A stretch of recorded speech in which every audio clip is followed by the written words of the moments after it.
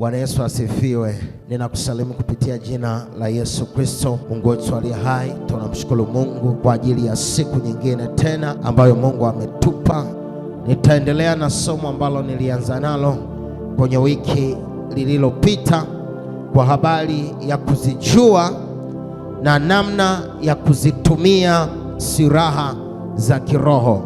Nilianza kwa kufundisha wiki iliyopita mambo mengi na vitu vingi kwa habari ya uwezo wa silaha hizi ambazo leo na siku ya Ijumaa nitakuwa nikizitaja moja kwa moja. Kitu ambacho natamani ufahamu ni kwamba ukiwa umeokoka unakuwa umetangaza vita. Anakuwa ametangaza vita katika ulimwengu wa roho, anakuwa ametangaza vita katika ulimwengu usioonekana, ulimwengu wa rohoni.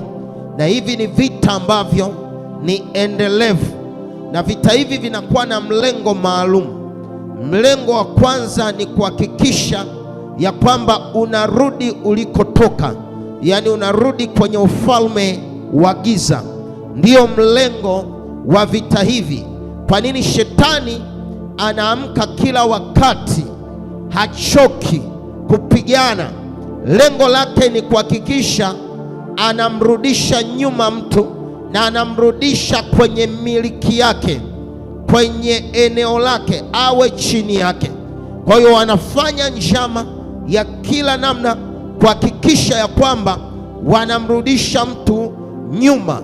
Lakini lengo lingine, wanafanya vita kwa ajili ya kukudhoofisha, asiwe na matokeo, kumpooza, kumfanya awe duni, awe wa kawaida. Ndilo lengo lingine na target nyingine ya vita vya kiroho. Kwa hiyo unakuwa ni Mkristo lakini huna matokeo yoyote.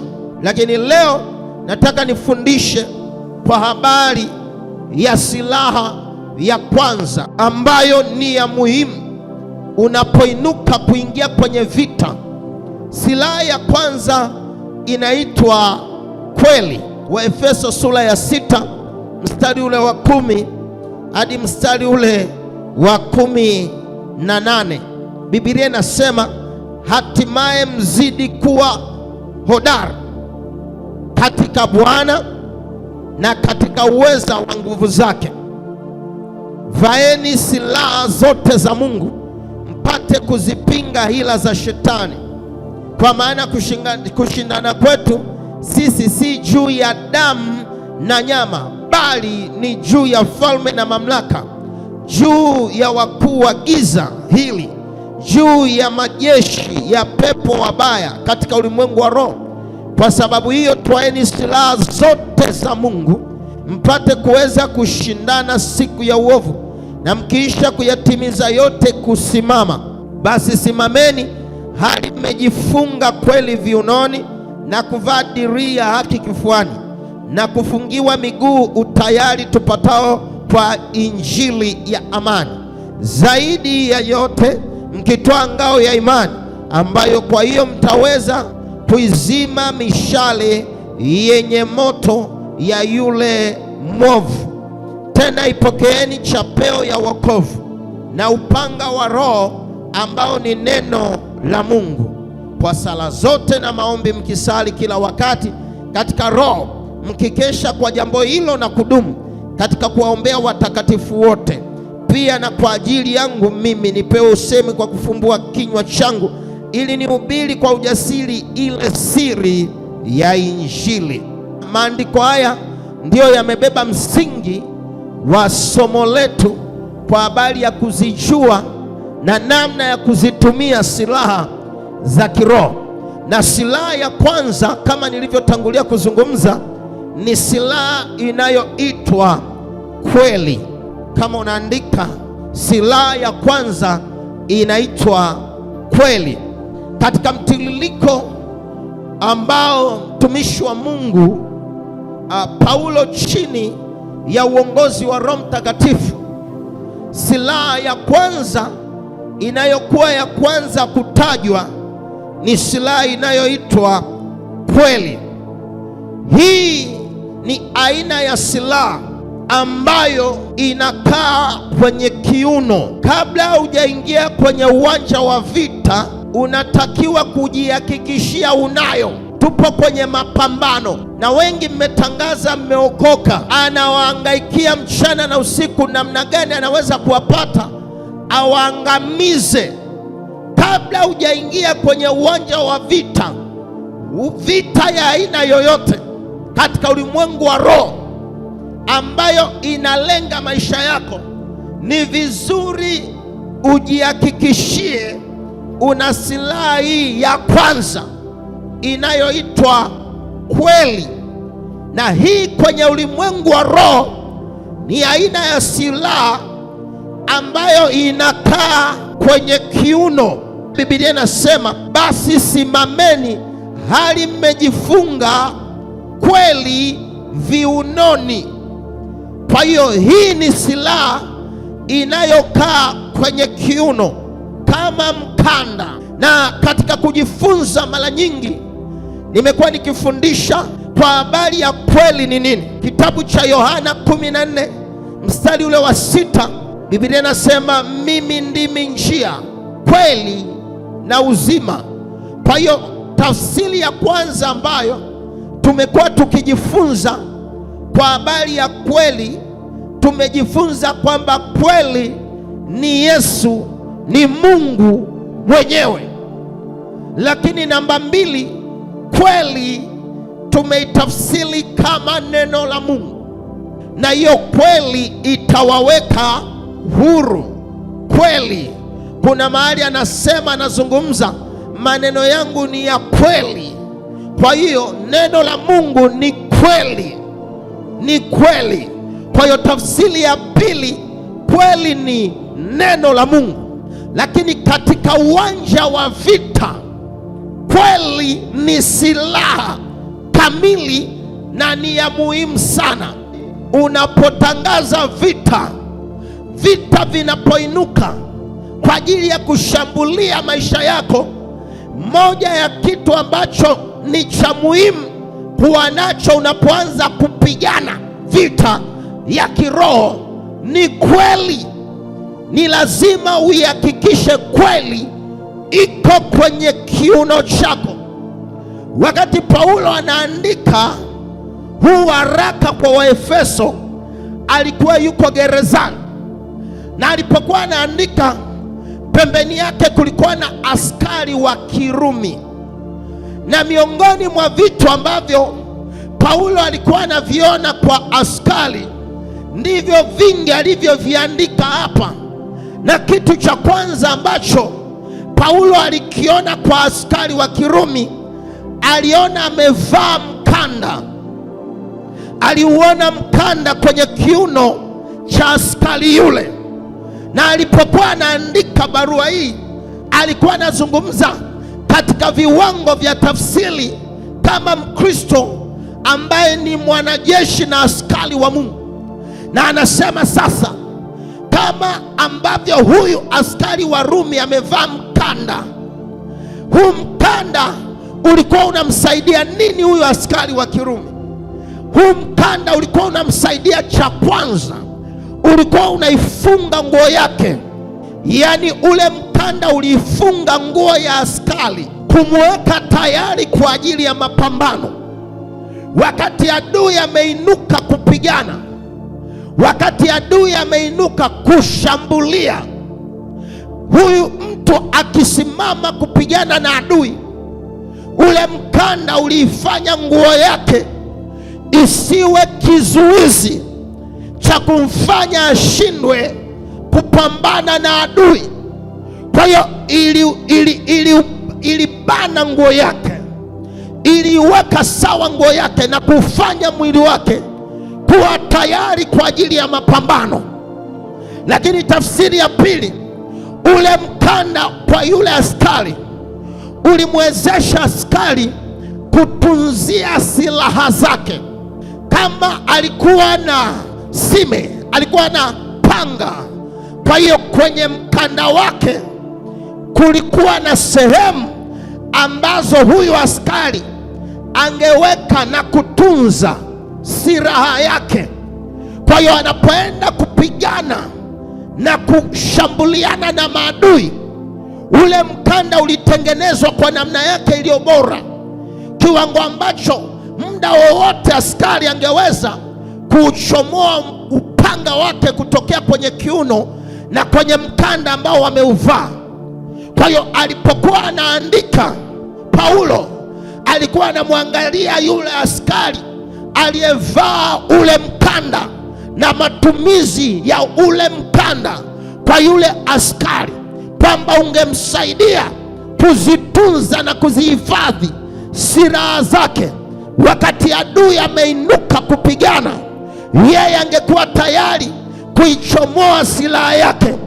Na jioni ya leo ninakuombea katika jina la Yesu, zipo silaha tutaendelea kuziona hapo, lakini moja ya silaha ya muhimu ni wewe kuvaa mkanda wa kweli kwenye kiuno chako.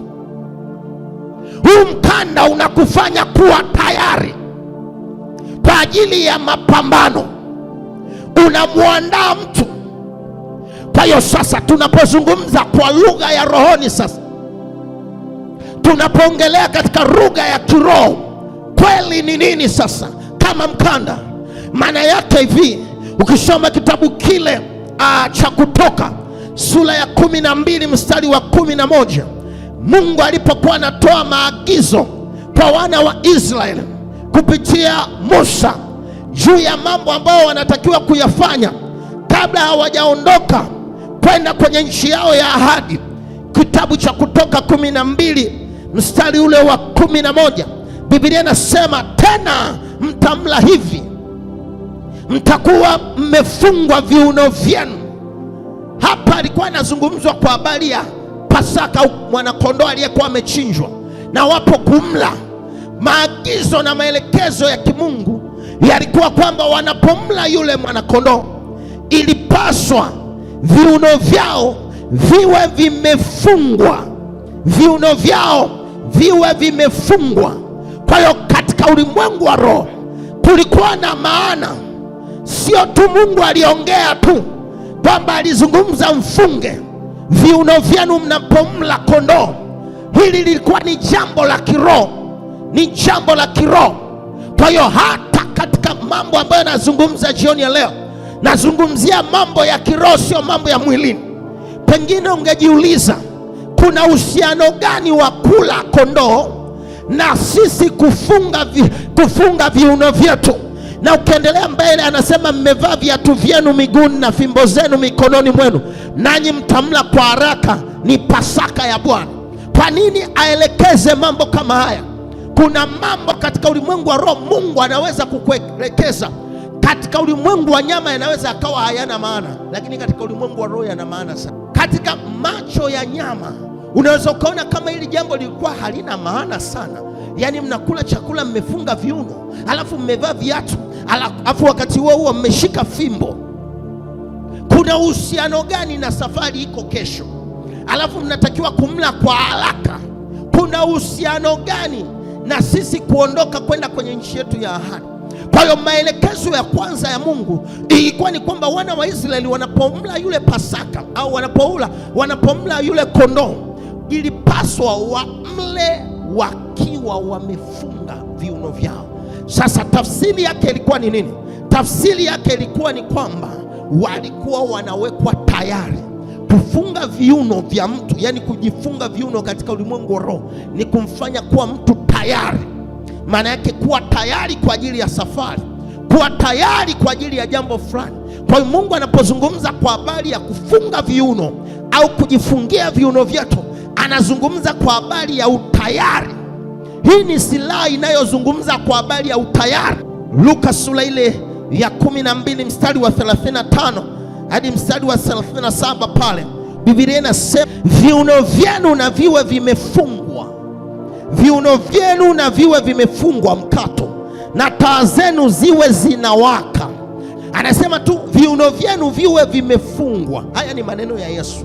Viwe vimefungwa na taa zenu ziwe zinawaka, nanyi iweni kama watu wanaomngojea bwana wao atakaporudi kutoka harusini, ili atakapokuja na kubisha wamfungulie mara. Heri watumwa wale ambao bwana wao ajapo atawakuta wanakesha. Amini nawaambieni, atajifunga na kuwakaribisha, atajifunga na kuwakaribisha chakulani, atakuja na kuwahudumia.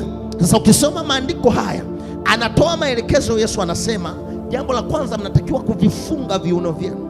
Na anaposema kujifunga viuno vyenu, hazungumzi kwa habari ya kitu gani unatakiwa kujifunga. Anasema tu unajifunga viuno vyako, lakini na taa yako iwe inawaka. Sio kujifungia taa, no. Anasema unajifunga kiuno chako, lakini na taa inatakiwa iwe inawaka.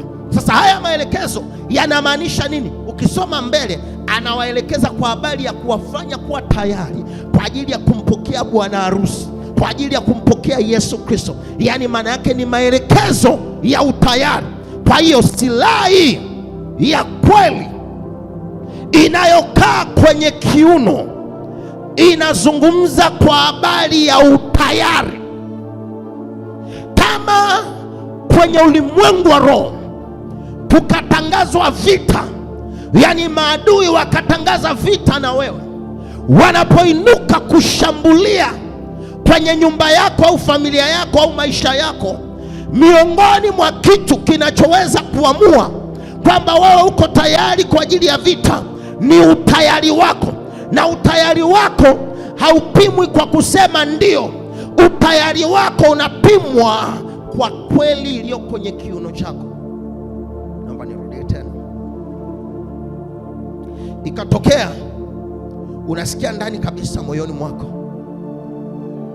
kuna vita inaendelea kwenye nyumba yako, kuna vita inaendelea kwenye ndoa yako, kuna vita inaendelea kwa watoto wako, na unainuka kupigana hiyo vita. Kuna vita inaendelea kwenye mwili wako, yaani kuna vitu unaviona hii ni vita kamili. Unapoinuka kupigana kwenye ile vita, unaposema sasa ngoja niingie kwenye maombi na kuanza kushindana kwenye hii vita ambayo imeinuka. Hili jambo halikuwepo, kwa nini limeinuka? Unapoinuka kupigana hivyo vita, jambo la kwanza adui anachokiangalia, huyu mtu yuko tayari kwa ajili ya vita. Na ili kukuona uko tayari, wanachoangalia ni kwenye kiuno chako. Kiuno chako kimebeba kweli. Mtu yoyote ambaye hana kweli hayuko tayari kwa ajili ya vita. Manake kama kiuno chako kiko empty, nazungumza katika ulimwengu wa roho, kama haikina kweli, unapoinuka kushambulia madhabahu za kwenu, nataka nikuhakikishie zitakupiga na utarudi huku unachekesha, kwa sababu haukuwa tayari kwa ajili ya vita. Na ndio maana vita yoyote ambayo hauko tayari kupigana nayo, usianzishe wala usiingie.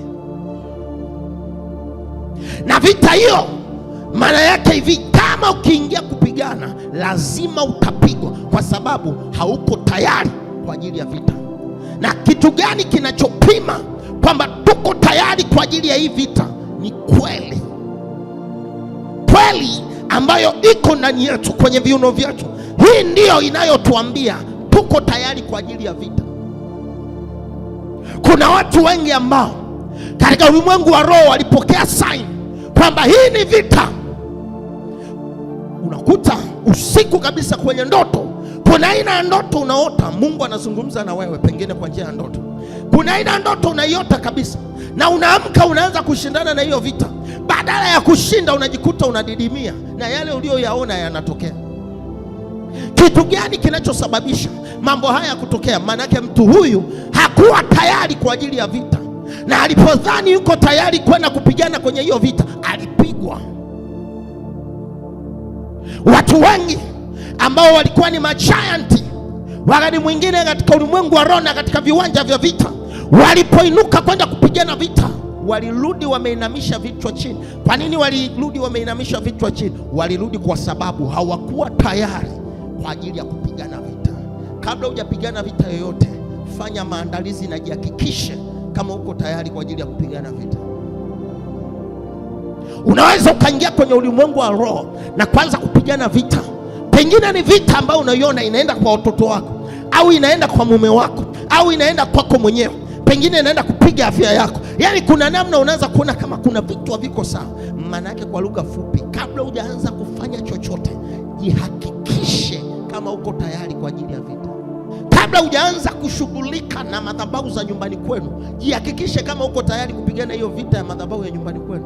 Kuna vitu unaviona vimetokea kwenye maisha yenu. Shangazi anacho, mjomba analo, baba analo, wadogo zako analo. Yani nyumba zini kuna lifestyle fulani and then roho Bwana anakuambia hii ni vita ya kifamilia, unatakiwa kuinuka kupigana ili kuikomboa familia yako. Kabla hujainuka kupigana hiyo vita, jiulize, mimi niko tayari kwa ajili ya hivi vita? Niko tayari kupigana hivi vita? Niko tayari kwa ajili ya mashambulizi? Niko tayari kwa ajili ya kukabiliana na adui? Niko tayari kwa ajili ya kushindana? Kama hauko tayari, nataka nikwambie, utarudi ukiwa umepigwa. Kiwango chako cha ufahamu na cha maandalizi juu ya vita iliyoko mbele yako ndicho kinachoamua ushindi wako. Ushindi wa vita ambayo iko kwenye maisha yako inaamliwa na maandalizi yako kabla ya vita, utayari wako kabla ya vita. Je, uko tayari kwa ajili ya mapambano? Uko tayari kwa ajili ya mashambulizi hayo? Umejipanga sawa sawa? Una utayari? Na katika ulimwengu wa roho, kinachoangaliwa ni kweli ambayo iko kwenye kiuno chako. Sasa tunapozungumza kwa habari ya kweli, tunaipokeeje hiyo kweli? Na tunazungumza kwa habari ya nini? Ukisoma kitabu kile cha Yeremia 13 mstari ule wa 10 na wa 11, Biblia inasema, watu hawa wanaokataa kusikiliza maneno yangu, wanaokwenda kwa ushupavu wa mioyo yao na kufuata miungu mingine ili kuitumikia na kuiabudu, watakuwa hali moja na mshipi huu usiofaa kwa lolote. Mshipi ni mkanda. Mstari wa 11, maana kama vile mshipi unavyoshikamana na viuno vya mtu. Narudia tena, maana kama vile mshipi, neno mshipi pale ni mkanda, unavyoshikamana na viuno vya mtu, ndivyo nilivyoshikamanisha nami nyumba yote ya Israeli na nyumba yote ya Yuda, asema Bwana, wapate kuwa watu kwangu mimi na jina, watu kwangu mimi na jina na sifa na utukufu, lakini hawakutaka kunisikia. Kwa hiyo Mungu amejifananisha kwenye Agano la Kale na mshipi. Kwa hiyo tunapozungumza kwenye lugha ya kivita, mshipi ni mkanda. Tunapozungumza kwa habari ya mkanda, Paulo anapoongea na kanisa la Efeso anaambia vaeni, jifungeni kweli viunoni.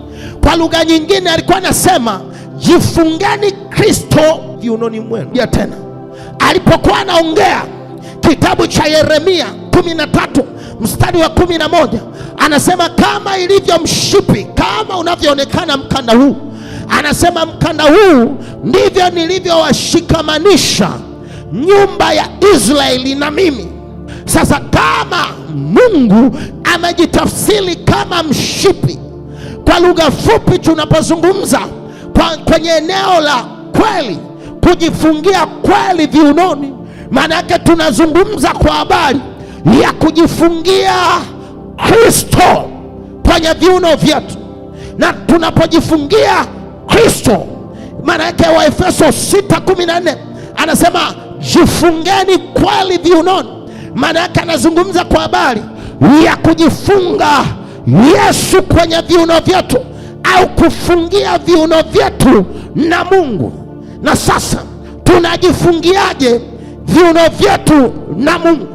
Kitabu kile cha Warumi 13 mstari ule wa 14, ukisoma pale unaanza kuona jinsi anaposema mvaeni Kristo. Mvaeni Kristo. Kumvaa Kristo kwa tafsiri ya kwanza kwa maana ya vazi, lakini kwa tafsiri nyingine ambayo Roho Bwana anazungumza jioni ya leo, maana yake kuvaa mkanda huu ambao ni Kristo. Na tunapouvaa huu mkanda, kwa lugha fupi, tunakuwa tayari kwa ajili ya vita. Wangapi wanaelewa ninachokifundisha? Manake tunapoipokea kweli ya Mungu na tunapolisikia neno la Mungu, tunampokea Kristo. Tunapompokea Kristo, maana yake kwenye viuno vyetu tunajifungia Kristo. Na tunampokea Kristo kwa namna gani? Kwa kumwamini. Tunapomwamini kuwa Bwana na Mwokozi wa maisha yetu, anaenda kwenye viuno vyetu, anavikaza na vinakuwa tayari. Na maana yake tayari, muda wowote mtu ambaye amempokea Yesu kuwa Bwana na Mwokozi wa maisha yake, maana yake mtu huyu yuko tayari kwa ajili ya vita. Kama mtu hajampokea kiuhalisia, ni church goer, ni mtu wa kwenda tu kanisani, kuingia na kutoka, muda wote vita itakapotangazwa lazima apigwe, kwa sababu hayuko tayari kwa ajili ya vita. Mtu ambaye yuko tayari kwa vita, maana yake ni mtu ambaye amejifungia kweli kwenye viuno vyake. Yuna kweli kwenye viuno vyake. Kama adui atakuja wakati wa usiku nimelala, siwezi kushambuliwa. Kwa nini siwezi kushambuliwa? Niko tayari kwa ajili ya vita na mapambano. Hata kama nimelala, hata kama naenda kazini, niko tayari kwa ajili ya vita na mapambano. Wanaweza kutega kila aina ya uchawi, wanaweza kutega kila aina ya ulozi. Kwa nini hauwezi kunipata? Niko tayari kwa ajili ya vita majira yote, hata kama siku hiyo sijafunga, kwa sababu nina kweli kwenye viuno vyangu. Manake majira yote niko tayari, manake majira yote nimejiandaa kwa ajili ya vita. Mtu yoyote ambaye hajampokea Kristo kisawasawa ni church goer. Nazungumza na kanisa ambalo limeingia leo hii nyumbani mwa Bwana. Ni church goer, ni mtu wa kwenda kanisani, hana Kristo ndani yake, hayuko tayari kwa ajili ya vita. Na ikitokea vita yoyote lazima apigwe. Ikitokea vita yoyote na udanganyifu wa aina yoyote, lazima apoteze pambano. Ni maombi yangu jioni ya leo, umpokee Yesu kwa Bwana na Mwokozi ya maisha yako kiuhalali na kiuhalisia na kwa kumaanisha. Bwana Yesu asifiwe. Unajua, tuna watu ambao wanakuja kanisani kwa sababu ya matatizo. Mungu ameanza kusema na mimi, this is almost 3 weeks. Kuna watu ambao wanakuja kanisani kwa sababu ya matatizo, lakini wakishamalizwa matatizo yao huwaoni kanisani. Likitokea ndo anakuja kanisani. Mungu wetu kama hawa, nataka niwahakikishie, cha kwanza hawataiona mbingu. Alafu kitu kingine, wamejiweka kwenye hatari. Ndio maana moja ya kazi ya mimi mchungaji ni kutengeneza kwa chombo cha Mungu. Bwana Yesu asifiwe sana. Bwana Yesu asifiwe sana. Umfananie nani? Na umlingane nani? Umpende Mungu hata kama hajafanya chochote. Uwe tayari kwa ajili ya lolote kwa Mungu hata kama hajakupromise chochote. Lakini Wakristo ambao wanakuja kanisani kwa sababu ya matatizo, yakishatatuliwa matatizo, huwezi kuona upendo wa Mungu kwenye maisha yao, kwa sababu walichokuwa wanakitafuta wamekipata, wamemaliza nacho. Ninakuombea usiwe na moyo. We are in ending time. Tupo kwenye siku za mwisho. Anytime, muda wote Yesu anakuja. Kwa hiyo kuingia kanisani haimaanishi umempokea Yesu. Kumpokea Yesu ni zaidi ya kuingia kanisani. Ukimpokea Yesu utaingia kanisani, lakini inawezekana mtu akaingia kanisani na hajampokea Yesu kwa Bwana. Mtu huyu ambaye anaingia kanisani lakini hajamaanisha katika Ukristo wake, adui atakapomuona anakanyaga kwenye eneo hili, anapepo, siku akiamua kumpigia utamwona. Kwa hiyo ni lazima tumaanishe kuwa na Yesu. Kama kuna kitu cha kukipambania kwenye maisha yako, ni kuhakikisha Yesu aondoke kwenye maisha yako. Kama kuna kitu cha kukitunza kwenye maisha yako, ni kutunza uwepo wa Mungu siku zote kwenye maisha yako. It can happen, inaweza ikatokea pengine duka likapotea, lakini hakikisha Yesu apotei kwenye maisha yako, atakuletea duka lingine. Inawezekana mtoto akapotea, lakini hakikisha Yesu apotei kwenye maisha yako, kwa sababu atakuletea watoto wengine wazuri kama ilivyokuwa kwa Ayubu. Kwa hiyo kama kuna kitu cha maana kwenye maisha yetu cha kukizingatia sana na mioyo yetu ikaelekea hapo, ni kuhakikisha presence ya Mungu haiondoki kwetu. Uwepo wa Mungu hauondoki kwetu. Hata kama kuna mazingira yanaonyesha unaweza ukapoteza ndoa, nataka nikuhakikishie ya kwamba kama ukimpoteza Yesu, nataka nikwambie ndoa ikabaki haina maana. Lakini kama ukimpata Yesu na ukamaintain uwepo wa Mungu, ndoa itakuwa na maana. Hata kama ikiondoka itarudi tu. Kwa sababu gani? Kuna kitu cha thamani unachokilinda ambacho ni uwepo wa Mungu kwenye maisha yako.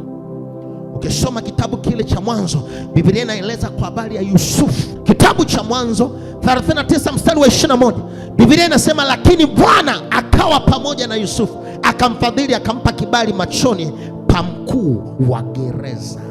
Kwa hiyo wakati Yusufu amekamatwa gerezani, amekamatwa kwa kesi ya kusingizia ya kubaka, Yusufu hakuwa tayari kutenda dhambi, alikuwa tayari kuutunza uwepo wa Mungu. Alipokuwa tayari kutunza uwepo wa Mungu, Biblia inasema ya kwamba hata aliposingiziwa, Mungu alikuwa pamoja na Yusufu, akampa kibali pa mkuu wa gereza. Maintain, tunza uwepo wa Mungu. Kubali kweli kweli kuwa na Yesu. Acha maisha ya maigizo mwanangu. Narudia tena, acha maisha ya maigizo mwanangu. Kubali amua kweli kweli kuwa na Mungu. Wakati mke wa Yusufu anataka kumbaka Yusufu, alale na Yusufu, Yusufu aliutunza uwepo wa Mungu. Alipopelekwa gerezani, Biblia inasema uwepo wa Mungu ulikuwa pamoja na Yusufu. Na kwa sababu uwepo wa Mungu ulikuwa pamoja na Yusufu, akampa kibali mbele ya mkuu wa gereza. Mara nyingi tunapenda vibali, lakini hatutaki yule anayetupa vibali. Ni maombi yangu katika jina la Yesu, cha kwanza, mpende anayetoa vibali. Kwa hiyo mtu yeyote ambaye amempokea Yesu Kristo kwenye maisha yake, maana yake mtu huyu ameipokea kweli na yuko tayari kwa ajili ya vita. Nimekwambia mtu yeyote ambaye amefungiwa kweli kwenye viuno vyake, yuko tayari kwa ajili ya vita. Hata kama nimelala, ukija nikiwa nimelala, nitakupiga hata kama nimelala. Kwa nini nakupiga? Kwa sababu niko tayari kwa ajili ya vita muda wote. Nimeulaza tu mwili. Hata kama nitatoka kwenda kwenye kazi zangu, kuna aina uchawi umetegwa mbele yangu, sitaogopa. Nina uwezo wa kuyakabili mazingira ya kichawi. Kwa nini nina uwezo? Kwa sababu niko tayari kwa ajili ya vita ya aina yoyote. Kabla hawajatangaza, hata baada ya kutangaza, niko tayari kwa ajili ya vita. Na tayari nimeshashinda vita hivyo. Na ndio maana sasa Biblia inasema mtu huyu tunashinda zaidi ya kushinda katika yeye anayetutia nguvu, kwa sababu tayari kwenye viuno vyetu tumeibeba kweli, na tuko na kweli, na tuko tayari kwa ajili ya vita. Haleluya, haleluya, haleluya. Mambo muhimu ya kuzingatia kwenye silaha ya kwanza hii: mtu yoyote ambaye anaingia kwenye vita lazima awe tayari kwa vita. Hilo ndio jambo la kwanza. Unapotaka kuingia kwenye vita yoyote, lazima uwe tayari kwa ajili ya hiyo vita, na utayari wako unaamliwa na kweli. Unapotaka kuyakabili malango ya ukoo, unapotaka kuyakabili malango ya kiafya, kuna kitu unakiona hakiko sawa, lazima uwe tayari kwa ajili ya vita. Huwezi kuwa tayari kupigana vita vya kiroho kama bado hujampokea Yesu kuwa Bwana na Mwokozi wa maisha yako.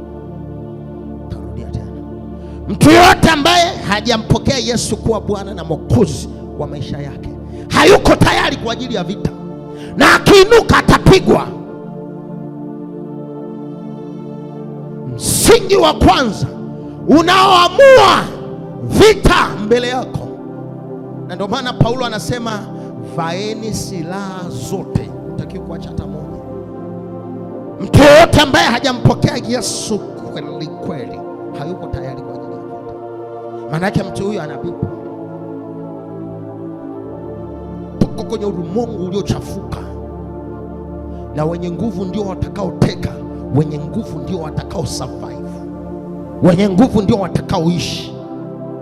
Kinachoweza kuamua utayari wako wa kupigana vita ni jambo la kwanza, kumpokea Yesu kwa Bwana na Mwokozi wa maisha yako. Jambo la tatu,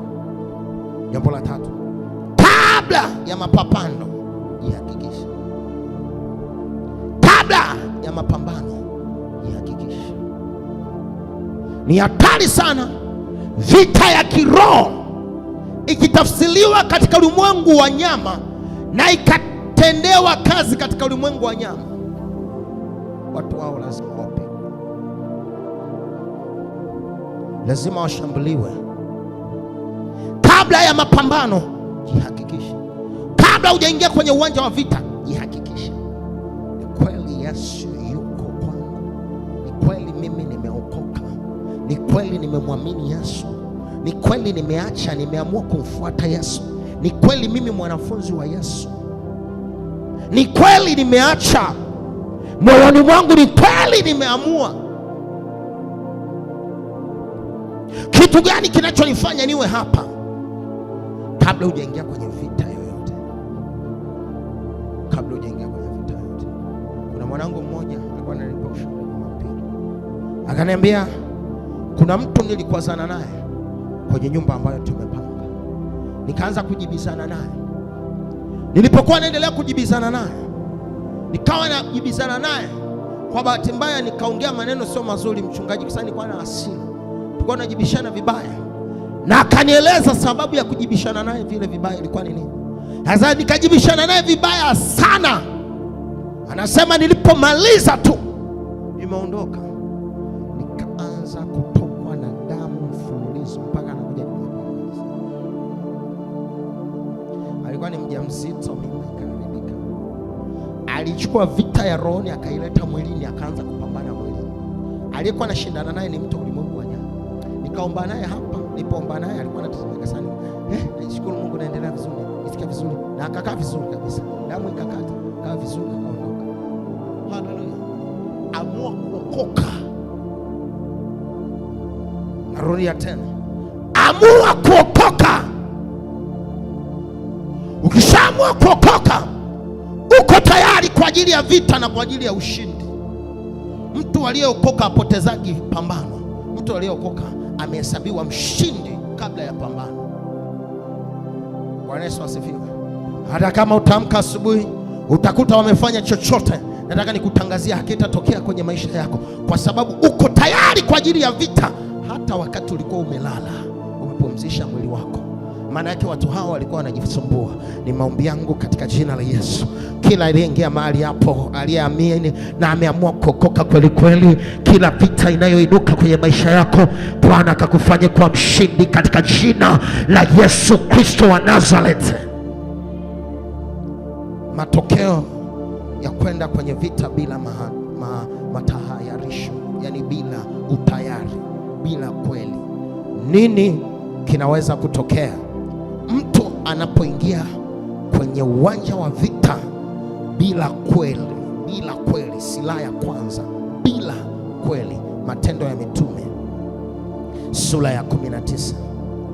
Matendo ya Mitume sura ya 19 mstari wa 13 hadi wa 16. Biblia inasema baadhi ya Wayahudi wenye kutangatanga, nao ni wapunga pepo, wakajaribu kutaja jina la Bwana Yesu juu yao waliopagawa na pepo wachafu, wakisema, na waapisha kwa Yesu yule anayehubiriwa na Paulo. Walikuwako wana 7 na wa mtu mmoja Skewa Myahudi, kuhani mkuu, waliofanya hivyo. Yule pepo mchafu akawajibu akawaambia, Yesu namjua, Paulo namfahamu, lakini ninyi ni nani? Na yule mtu aliyepagawa na pepo mchafu akawarukia wawili, akawaweza, akawashinda, hata wakatoka mbio katika nyumba ile, hali wa uchi na kujeruhiwa. Matokeo ya kwenda kwenye vita bila utayari. Jambo la kwanza, mtu yoyote ambaye anaingia kwenye vita bila utayari lazima awezwe, lazima awe dhaifu kwa mshindani wake.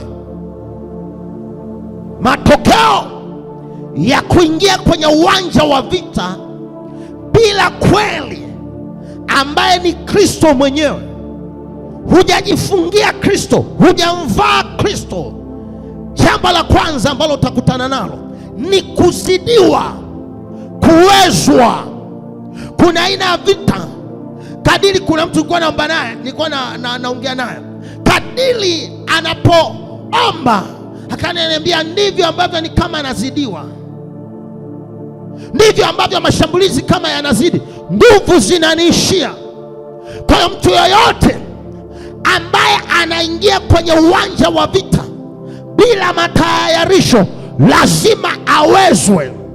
Hana nguvu ya kuwashinda wale anaowakabili. Lakini mtu yoyote anayeingia kwenye uwanja wa vita na yuko tayari kwa ajili ya vita, lazima maadui anaowaendea awe na nguvu dhidi yao. Na haya ndio maombi yangu katika jina la Yesu Kristo. Kila aina ya vita ambayo imetangazwa kwenye maisha yako jioni ya leo, Bwana na kujalia nguvu za kuwashinda wale unaowakabili katika jina la Yesu.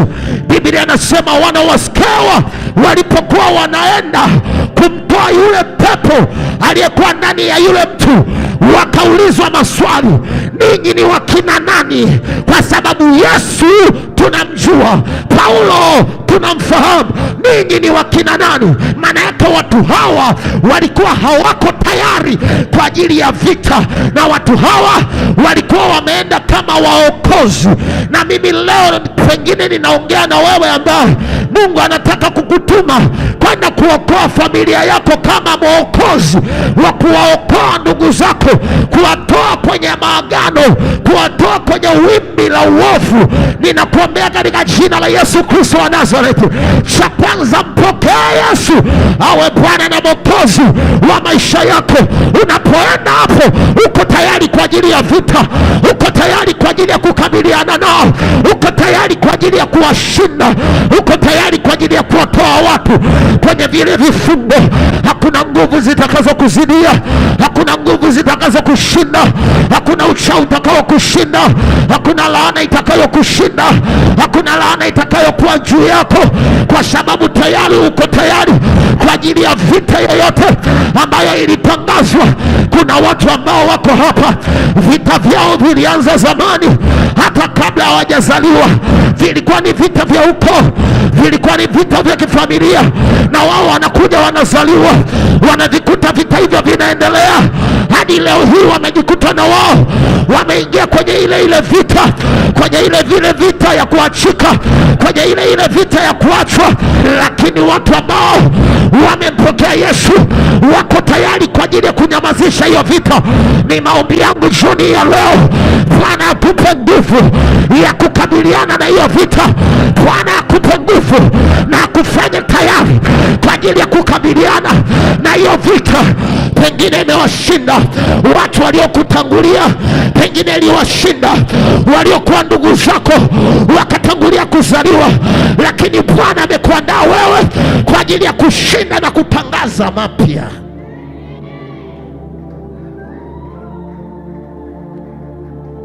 Sijui kama kuna mtu ananielewa.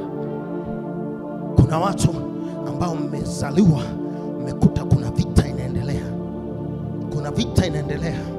Yaani ukiangalia faili la ukoo wenu, kila mtu anapigana hiyo vita na yupo kwenye hiyo hatari, yupo kwenye hiyo hatari, yupo kwenye hiyo hatari. Nataka nikuombee jioni leo ya kwamba Yesu akae ndani yako. Nenda kainyamazishe ile vita, nenda kainyamazishe ile vita.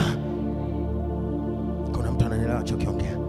Nenda kakabiliane na yule Goliath ambaye kaka zako wamemshindwa, ambaye ndugu zako wamemshindwa, ambaye wafalme wa kwenu wamemshindwa. Wewe Mungu amekuandaa kwa ajili ya kumpiga huyo Goliath, kwa ajili ya kumwangusha huyo Goliath. Kama asipoangushwa huyo Goliath, atasumbua hadi watoto wako. Kama asiposhughulikiwa huyo Goliath, nasema hata uzao wako utakuwa kwenye hatari. Ni vyema ukamshughulikia huyo Goliath leo, ukamwangusha huyo Goliath. Kuna wengine Goliath wamekaa kwenye familia na wamekaa kwa mume wako, ndugu wa mume wako. Kuna Goliath wamekaa, ukiangalia mafaili yao, yani wote wana Goliath fulani hivi. Nataka nikwambie, hukuolewa kwenye hiyo ndoa kwa bahati mbaya. Mungu amekutuma hapo kama mwokozi. Sijajua kanaongea na mtu yuko mahali hapa. Ukiangalia mafaili yao wote, kila mtu ana roho ya madeni, yani wa madeni mpaka wanaruka madeni. Ni Goliath huyo. Na haya madeni yanawafanya wasiendelee mbele. Kuna aina ya madeni wengine yanawafanya waendelee mbele, lakini ni madeni ambayo yanawarudisha nyuma, yamewakabili, yamewakumbatia. Nenda mwambie Mungu, umeniweka hapa sio kwa bahati mbaya, nimekuwa hapa sio kwa bahati mbaya. Kuna mission ambayo natakiwa kuifanya hapa. Haleluya. Kama hautamdhibiti huyo Goliath wa upande wa mume wako au mke wako, nataka nikwambie watoto wako watakutana na vikosi vya Goliath. Kabla kijatanuka, mshughulikie huyo. Kabla havijaongezeka, vishughulikie hivyo vikosi ambavyo umevikuta. Kuna mtu ananielewa anachokiongea? Kwa hiyo tunapoingia kwenye uwanja wa vita, kama hatujajiandaa, lazima maadui zetu watatushinda. Biblia inasema ya kwamba hawa watu wakawambia, tunakuapisha ewe pepo mchafu, mtoke mtu huyu kwa jina la ambaye Paulo anamhubiri, huyo Yesu Kristo, mtoke. Wakasema, come on, mnaongea vitu gani? Paulo tunamjua, Yesu tunamjua. Ninyi Paulo tunamfahamu, Yesu tunamjua. Ninyi ni wageni nani? Mnaongea nini?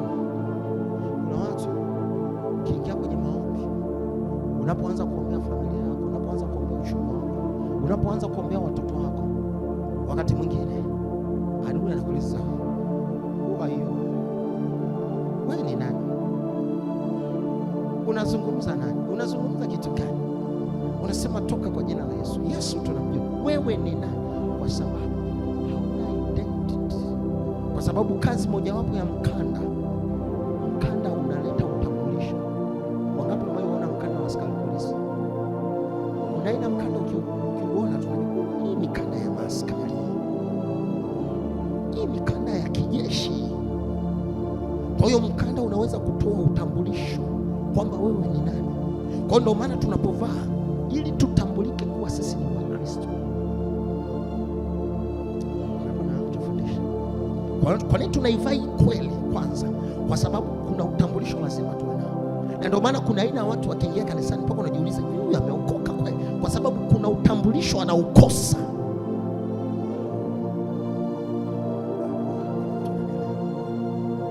Kuna mtu ananielewa? Kuna aina ya watu wakianza kuongea unaweza ukajua huyu Msukuma huyu. Kuna utambulisho wanao. Kwa hiyo kazi mojawapo ya mkanda ni kumtambulisha mtu, sio tu kumfanya kuwa tayari, lakini pia kumtambulisha. Na ndio maana mapepo yanauliza, nini wakina nani? Ninakuombea katika jina la Yesu, ile mizimu ya ukoo itakapokuuliza wewe ni nani, wakamwone Yesu katika jina la Yesu. Wakamwone Yesu katika jina la Yesu. Wakazione chapa za Yesu katika jina la Yesu. Wakazione alama za Yesu. Wakazione chapa. Unaposhughulika na mizimu ya familia inayosumbua familia yenu, inayosumbua familia ya mume wako, inayosumbua familia ya mke wako, unapoenda kushughulika, wanapouliza wewe ni nani, waambie mimi ni mwana wa Mungu aliye hai. Nimezaliwa na Yesu mwenyewe, nimetoka kwenye viuno vyake. Kama Baba alivyo ndivyo nilivyo. Toke mtu huyu, msitutabishe tena. Kuna mambo unatakiwa kuyanyamazisha yasikutabishe. Kuna aina ya maombi unatakiwa kubadilisha. Sijui kama kuna mtu anaongea naye hapa. Kila unapofunga unafunga kwa ajili ya jambo moja. Mwambie Mungu, kuna aina ya maombi natakiwa kubadilisha kuanzia sasa hivi. Acha nianze kuomba maombi ya kukusifu. Acha nianze kupiga maombi ambayo yamejaa sifa kuliko kuleta shida kila itopo leo. Mungu Mungu nipe chapa za kushughulika na huyu Goliath asinitaabishe. Haleluya, Bwana Yesu asifiwe. Kuta mwaka wa kwanza prayer point ni ile ile, mwaka wa pili prayer point ni ile ile, mwaka wa tatu prayer point ni ile ile. Mwambie Mungu yatosha, yatosha, yatosha, yatosha. Iwe mwisho kuanzia leo. Jambo la pili, kitu gani kinatokea ukienda kwenye vita bila matayarisho au bila utayari, bila kweli? Utapigwa, utapigwa kwenye hiyo vita, utapigwa, utapigwa. Biblia inasema wana wa Sikea walipigwa. Kwa nini? Walienda bila kweli, walikuwa hawana kweli, hawakuwa tayari kwa ajili ya ile vita. Kwa mtu yoyote ambaye anainuka kupigana vita bila kuwa na kweli, hajaokoka, hajamvaa Yesu kweli kweli, amekuja tu watch light, ameona mambo yanatokea na vitu vinatokea, akalisikia na lile neno, akatoka akaongea kwa sababu ya vile alivyosikia. Nataka niwaambie hivi, vile tulivyosikia vinatakiwa vitoke kwa yule tuliye naye. Sijui kama kuna mtu amenielewa point ninayoongea. Unapokuja kanisani, mara nyingi ninapokufundisha neno la Mungu, ninamfunua Mungu aliyeko ndani yako. Ni hatari sana nikiongea kitu ambacho hakiko ndani yako. Unatakiwa kwanza uwe na Yesu, alafu usijue silaha za Yesu. Na ndio maana ukija kanisani unakuja kwa ajili ya training. Mkristo kweli kweli ni Mkristo anayejifunza. Anayejifunza nini? Anayejifunza Kristo. Na Mkristo anayejifunza Kristo ndiye Mkristo anayekuwa na kuongezeka. Kadiri unavyojifunza Kristo ndivyo unavyoongezeka. Kwa hiyo unapokuja kanisani, ninamfunua Mungu ambaye yuko ndani yako. Kwa hiyo nikimfunua Mungu ambaye hayuko ndani yako, alafu ukavibeba vile vya Mungu ambaye yuko ndani yangu mimi mchungaji, ukienda kuna mahali watakwambia hicho unachokiongea mbona hauna ndani yako? Kwa sababu wanaotakiwa kuongea ni watu ambao wana hicho kitu ndani yao, wana huyo Mungu ndani yao. Haleluya, haleluya. Ngapi wananielewa ninachokiongea? Kuna mambo yanatakiwa kubadilika kwenye maisha yetu. Kuna vitu vinatakiwa kubadilika kwenye maisha yetu. Kuna aina ya vita ulipotangaza, badala ya kunyamaza viliongezeka. Nataka nikwambie, baada ya somo hili jioni ya leo, na baada ya kumpokea Yesu kwa Bwana na Mwokozi wa maisha yako, vile vita vinakwenda kunyamaza. Nasema vile vita vinakwenda kunyamaza. Amua kweli kweli, usiishi maisha ya maigizo. Mtu yoyote ambaye anaenda kwenye vita hajawa tayari kwa ajili ya vita, atapigwa na atapata aibu. Jambo lingine ambalo litatokea kwa mtu ambaye anaenda kupigana vita bila ya matayarisho, cha kwanza kingine atakachokipata ni kuwa mateka. Atakuwa mateka. Kuwa mateka manake atatekwa na yeye. Badala ya kushinda vita atachukuliwa. Nitakuonyesha mfano. Kuna watu ambao waliingia kwenye maombi, waliingia kwenye mfungo wa kufunga na kuomba, nimeshuhudia. Wakaingia kwenye mlima wa maombi kabisa, milimani. Tena kumbuka ilikuwa milima fulani kule unapoenda Makongorosi. Waliingia kuomba, wamefunga. Fikiri mtu alienda kama sio 3 4 kavu, kama sio 4 hata zilienda 5. Akaingia kwenye maombi kuomba mlimani, kaomba. Kijana na alikuwa na mwenzake, ameomba, amerudi toka mlimani, yuko vizuri, yuko hot, kwa sababu hakuingia kwenye ile, na alikuwa kwenye maombi ya vita bila matayarisho. Badala ya kusimama na kuendelea mbele, alizidi, akatoka kwenye maombi ya muda mrefu, akaanguka, akarudi nyuma. Kwa nini? Sio kosa ametoka kwenye maombi, kosa aliingia kwenye uwanja wa vita bila matayarisho.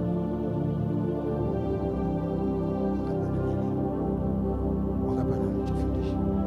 Kwa hiyo badala ya kutoka na ushindi,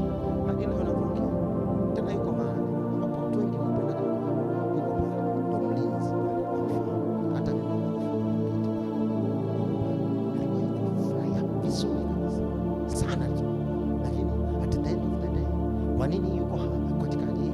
Aliingia kwenye vita. Kipindi hicho mimi niko mdogo. Aliingia kwenye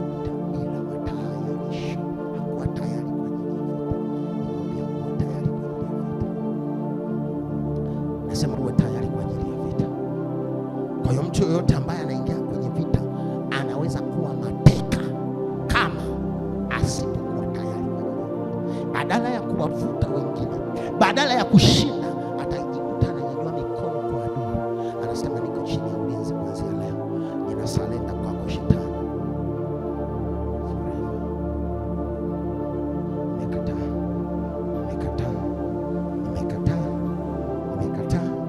Yesu nisaidie, na ninakataa, na nisaidia kukataa mimi kuwa mateka wa shetani.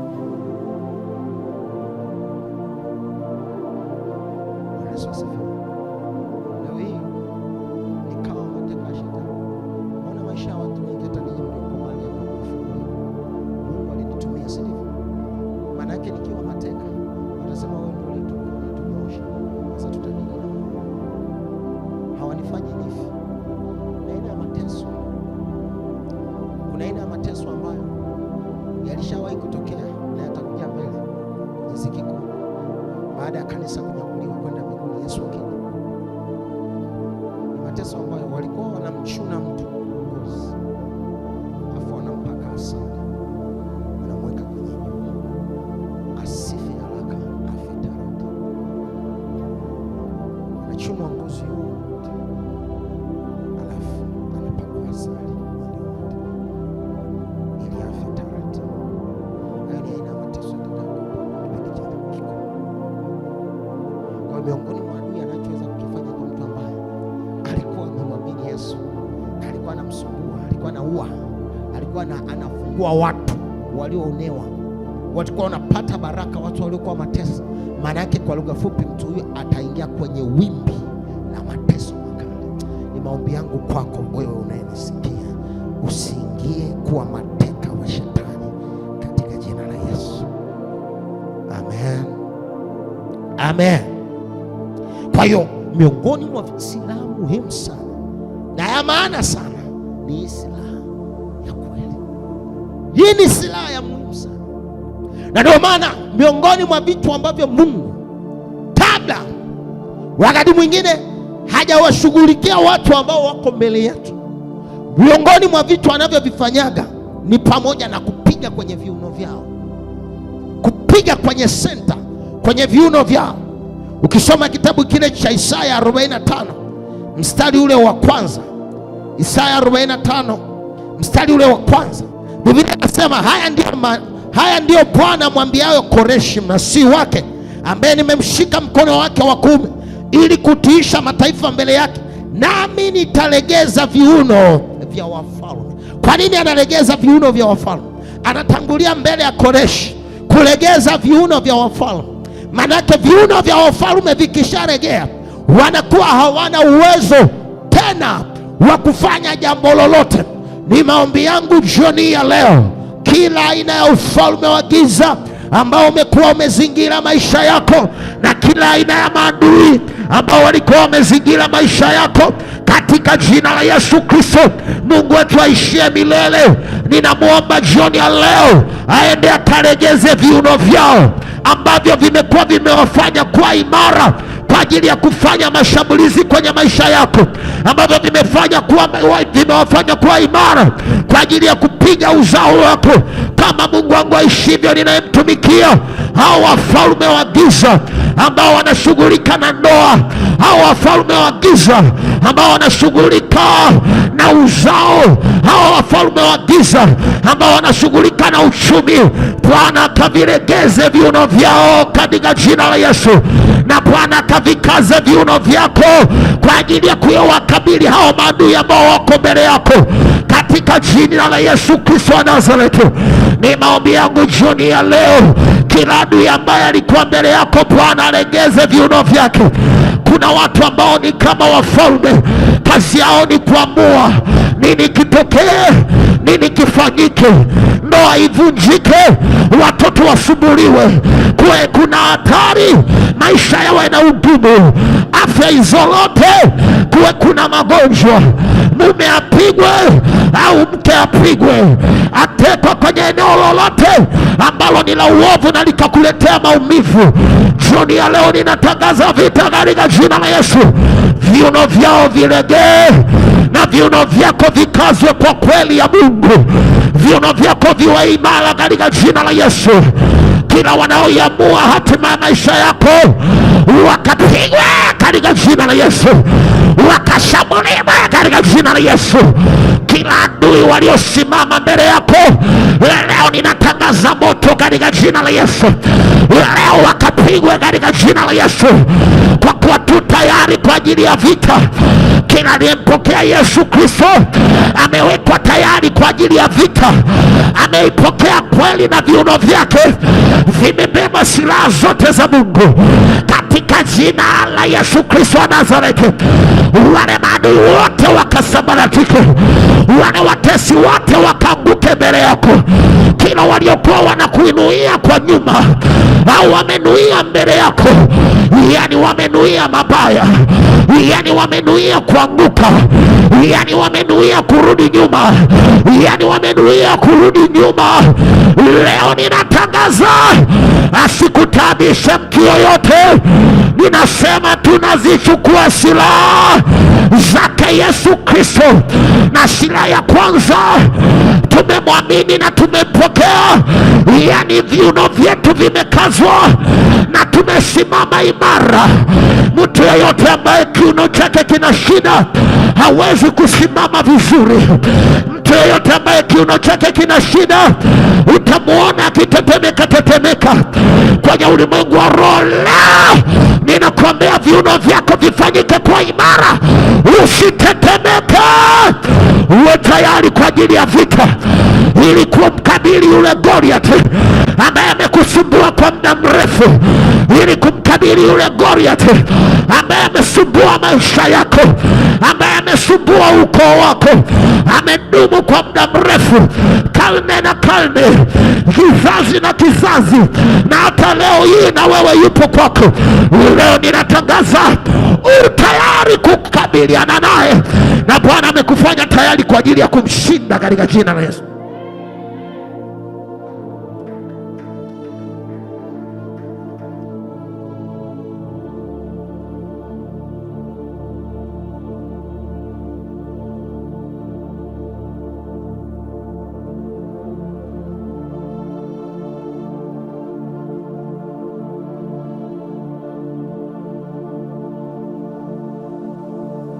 Ndoto lakini sio ndoto, ndivyo ilivyo halisi, kwamba Mungu kuna kitu amekikusudia kizaliwe na kitaonekana.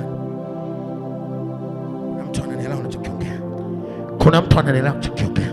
Kwa hiyo mtu yeyote ambaye amemwamini Yesu, ameipokea kweli, na kwenye viuno vyake amefungiwa na kweli, nina maombi yangu binafsi ambayo ninakuombea ya kwamba umwamini Yesu kweli kweli. Acha maigizo, vaa silaha za Mungu kweli kweli. Unapomwamini Yesu unavaa silaha. Unajua kuna watu ambao kuna vita mnapigana na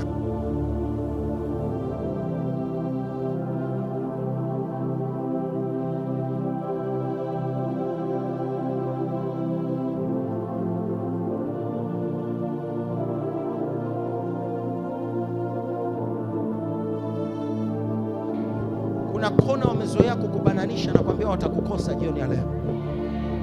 Kuna mahali wamezoea kukubananisha, nasema jioni ya leo watakukosa. Kwa nini wanakukosa? Kwa sababu uko tayari kwa ajili ya vita. Hata kama tumelala, kwa nini tuna shida? Kwa sababu tuko tayari kwa ajili ya vita majira yote. Hatuna stress. Wakati mwingine wametumia muda mrefu kujiandaa, lakini nataka niwahakikishie mtu ambaye amempokea Yesu Kristo na anaendelea kumjua Yesu, muda wote yuko tayari kwa vita. Njoo muda wote, njoo nyakati yoyote, hiyo silaha yako itaanguka mbele yake. Na ndio maana Biblia inasema kila watu watakaokusanyana si kwa shauri la Bwana wataanguka mbele yetu. Kwa nini wanaanguka mbele yetu? Kwa sababu tunaye Bwana, ni mshipi, yuko kwenye viuno vyetu. Haleluya! Kuna mtu ananielewa? Na matokeo mengine, nini kinatokea? Kitabu kile cha Yeremia 12, Yeremia sura ile ya 12 mstari ule wa 11. Yeremia 12, Yeremia sura ile ya 12 mstari ule wa 11, not 12, 13 mstari wa 11. Nini kinatokea unapojishikamanisha na Mungu, yaani kweli kwenye upande wa vita? Jambo la kwanza utakaloliona pale, anasema hivi: maana kama vile mshipi unavyoshikamana na viuno vya mtu, ndivyo nilivyowashikamanisha nami nyumba yote ya Israeli na nyumba yote ya Yuda, asema Bwana. Kuna mtu nalitaja jina lake hapa penye Yuda, taja jina lako, sema tena amen. Anasema wapate kuwa watu kwangu mimi. Jambo la pili, na jina na sifa na utukufu. Kuna mambo matatu. Jambo la kwanza, unakuwa mtu wa Mungu. Jambo lingine linalotokea, Mungu analikuza jina lako. Mungu analikuza nini? Jina lako. Alafu jambo lingine la tatu, Mungu anaachilia utukufu kwenye maisha yako. Simama mahali pale ulipo, sema Baba, katika jina la Yesu. Chukua maiki. Sema Baba, katika jina la Yesu, jioni hii ya leo tumelisikia neno lako. Kila adui ambaye alikuwa ananinyemelea, jioni hii ya leo iwe mwisho kwake, iwe mwisho kwenye uzao wangu. Sema Yesu Kristo, ninakuamini, nimekupokea, ninakupokea uwe Bwana na Mwokozi wa maisha yangu kuanzia sasa, na kila adui ambaye aliinuka kwenye maisha yangu, kila adui ambaye alitumwa kwenye maisha yangu, kwenye familia yangu, kwenye ndoa yangu, kwenye nyumba yangu, kwenye uchumi, kwenye huduma, kwenye kipawa ambacho Mungu umenipa, jioni ya leo ninatangaza vita dhidi ya kila Goliathi aliyetesa familia, nyumba yetu, ukoo, watu wa nyumbani mwetu, kwenye kanisa. Jioni ya leo tunatangaza kuanguka kwake, tunatangaza kushindwa kwake katika jina la Yesu. Kwa dakika chache nenda kawakabili kila aina ya maadui ambao walikuwa kwenye maisha yako. Baba, katika jina la Yesu, remando retekebegadia shetekebaranda remando reteberia hanteberando. Kila aina ya adui ambaye alikuwa amechipuka, aliyekuwa ameinuka kwenye maisha ya watu hawa, kila adui ambaye aliyekuwa amechipuka, aliyekuwa amechipushwa kwenye familia za watu hawa, kila adui aliyekuwa amechipushwa kwenye familia na kwenye nyumba za watu wanaotokea hawa, katika jina la Yesu Kristo. Yani wale maadui ambao kazi yao kuzaa uchungu, yani wale maadui ambao kazi yao kusababisha vilio, ambao kazi yao kusababisha mateso na misiba, jioni ya leo, kama Mungu wangu ishivyo ninayekutumikia, yule adui kwenye anga na mtaa wanaoishi, katika jina la Yesu, katika jina la Yesu, jioni ya leo ninatangaza ukombozi. Jioni ya leo ninatangaza ukombozi, ukombozi wa hatima, ukombozi wa familia, ukombozi wa nyumba zilizokuwa zimetekwa. Ninatangaza ukombozi kwa damu ya Yesu Kristo. Kila watu ambao walikuwa wamekamatwa, walikuwa kizuizini, walikuwa wametekwa, mambo yao yamezuiwa, jioni ya leo remando riki kibigidigidia antoparie heteperi rabande keperida rabando antoparire keperi remando arapas keperi aredebiria hondo shatakabarando antoria barando.